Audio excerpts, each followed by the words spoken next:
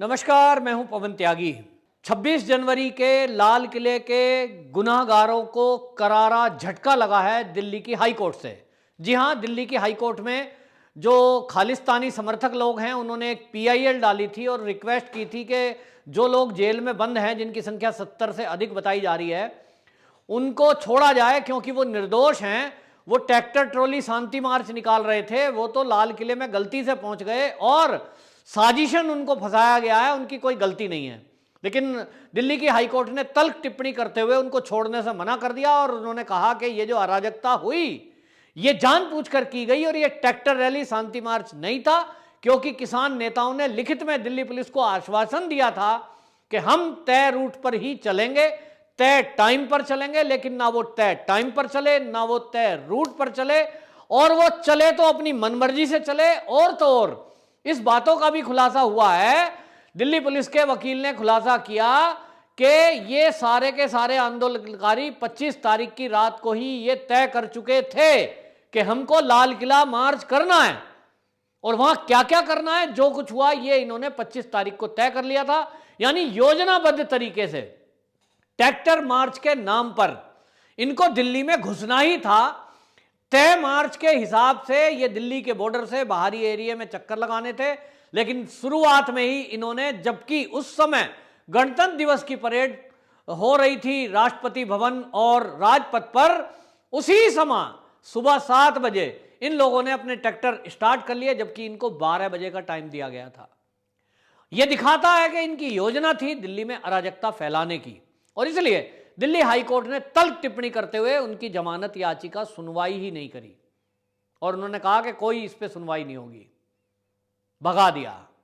लेकिन हद तब हो गई कि जब कांग्रेस के मुख्यमंत्री पंजाब के कैप्टन अमरिंदर सिंह एक घोषणा करते हैं कि पंजाब की सरकार वकीलों की एक टीम बनाएगी जो इन जेल में बंद, दिल्ली की जेल में बंद 26 जनवरी के जो गुनाहगार हैं इनको छुड़ाने का काम करेगी और इसकी पूरी फीस पंजाब की सरकार देगी।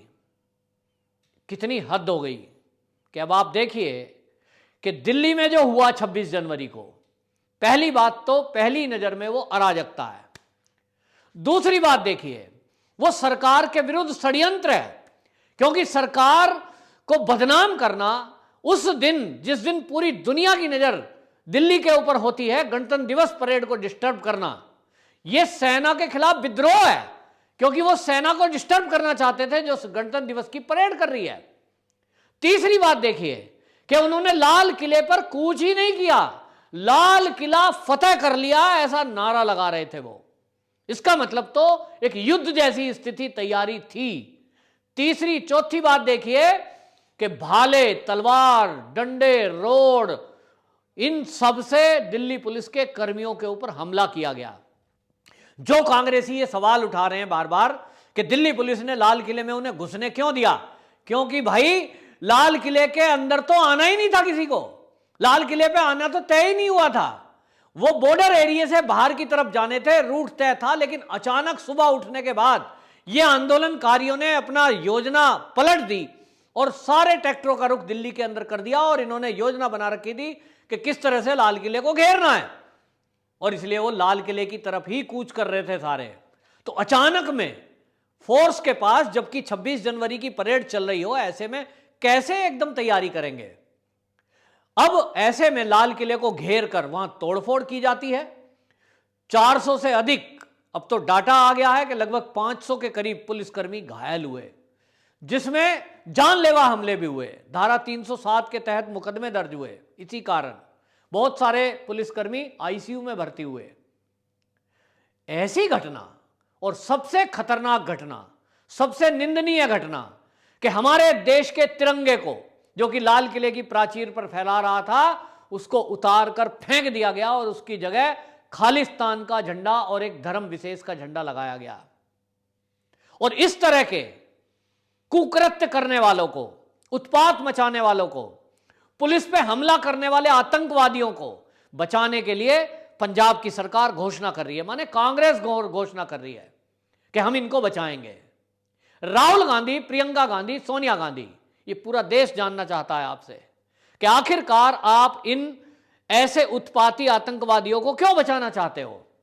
एक आतंकवादी बंदूक और हथियार लेकर, गोला बारूद लेकर के जो पाकिस्तान बॉर्डर से अंदर आता है, उसको हमारी सेना मार गिराती है। सारे के सारे लोग खुश होते हैं कि मार दिया गया। मारना ही चाहिए था, क्योंकि वो हमारे देश में अराजकता फैलाने आ रहे हैं, मारपीट करने आ रहे हैं। दूसरी तरफ लाल किले में घेर कर, जिनको आप किसान कह रहे हो, वो किसान के वेश में जरूर थे, लेकिन वो किसान नहीं हो सकते जो तिरंगे को उतारकर फेंकें, जो पुलिस कर्मियों पे हमला करें। पिछले 2 महीने से जय जवान जय किसान का नारा लगा रहे थे तुम लोग बॉर्डर पर बैठकर। सारा बिकाऊ मीडिया, जिसको कहते हैं लिबरल्स, वामपंथी, ये उनकी तारीफ में कसीदे पढ़ रहे थे। देखिए, ये किसान है, जय जवान जय किसान का नारा लगा रहा है, हम सब शांति प्रिय हैं, हम सब शांतिपूर्वक रहेंगे, हम ट्रैक्टर रैली आराम से निकालेंगे। आखिरकार वो आराम कहां चला गया? एक एक बंदे की बाइट आप देख लीजिए, चाहे वो गाजीपुर बॉर्डर से गए थे, चाहे वो टीकरी से गए थे, चाहे वो सिंघू बॉर्डर से गए थे, सब ये कह रहे थे। और उसमें ऐसे वीडियो हैं जो ये कह रहे थे राकेश टिकैत हमारा नेता है, हमें तो राकेश टिकैत ने कहा है कि तुम्हें लाल किले पे जाना है और हम जा रहे हैं। इसका मतलब तो नेताओं ने भेजा। जब नेताओं ने भेजा, नेताओं के कहने से लाल किले के ऊपर चढ़े, तोड़फोड़ की, झंडे का अपमान किया, तो ये अराजकता और आतंकवाद है।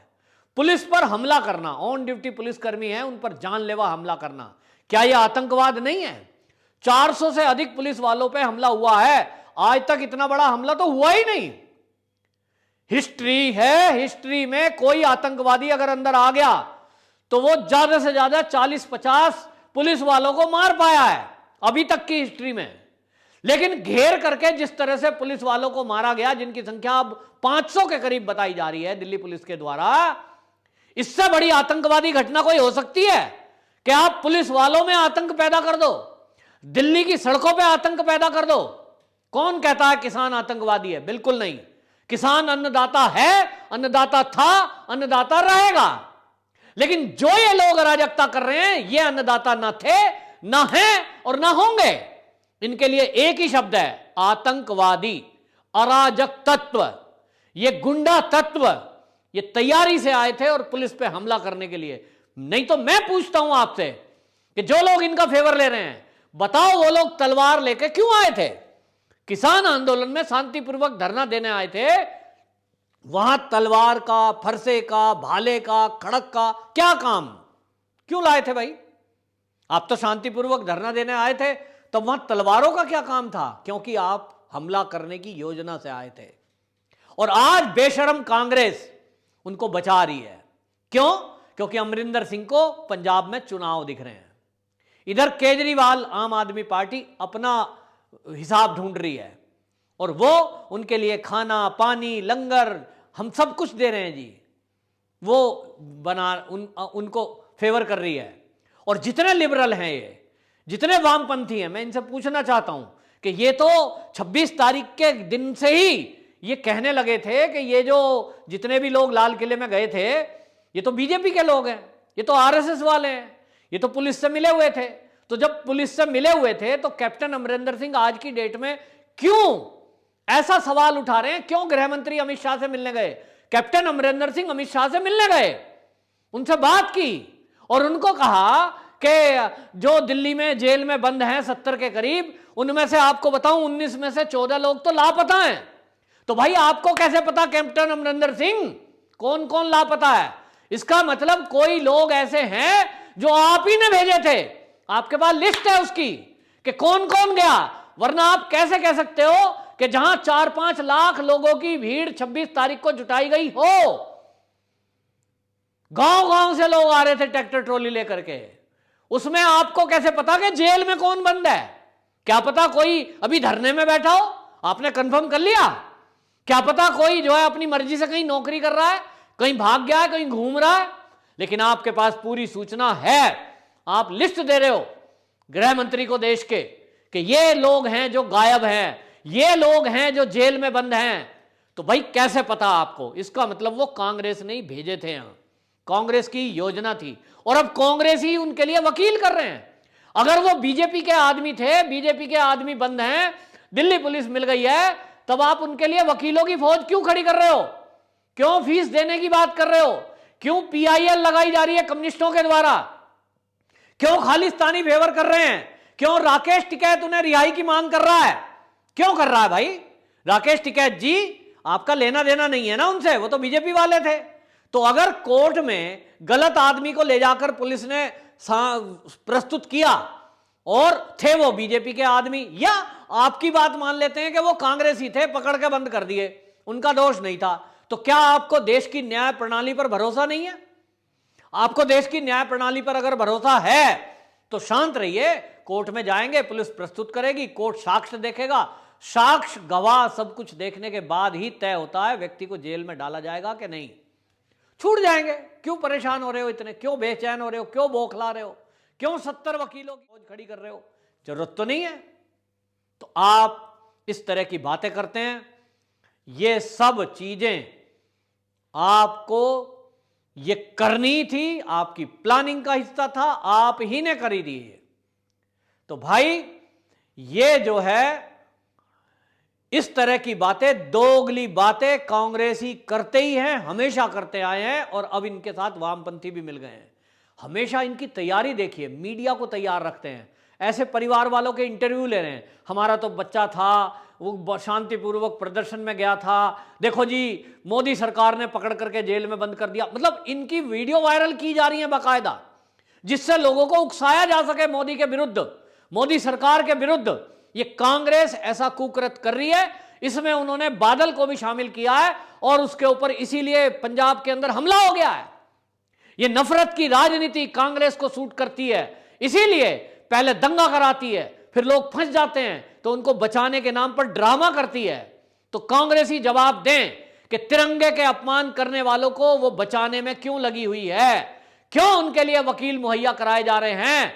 जिसने पुलिस वालों के ऊपर हमला किया, ऐसे हमलावर गुंडे बदमाश को, मवालियों को बचाने के लिए कांग्रेस क्यों वकीलों की फौज खड़ा कर रही है? राहुल गांधी जी, आपके पास जवाब है? हो तो देना, मुझे इंतजार रहेगा।